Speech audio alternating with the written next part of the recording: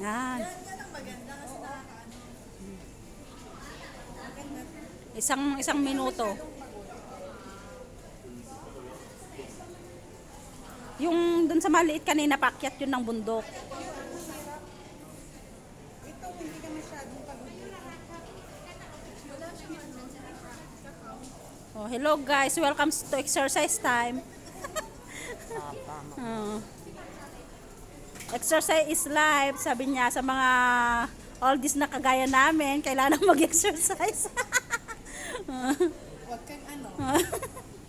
Hindi pwedeng all this tayo. Kailangan kang pala. Oldies from yesterday. Ay, kailangan ano pala. On hand.